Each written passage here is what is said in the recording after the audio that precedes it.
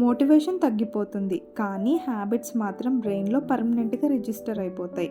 James Clear ఏమని చెప్పారంటే, you don't rise to the level of your goals, you fall to the level of your systems. అంటే ఏంటంటే, target పెట్టుకుని మోటివేషన్తో start చేయడం చాలామంది చేస్తారు, కానీ సిస్టమ్ లేకపోతే ఆ గోల్ని రీచ్ కాలేరు.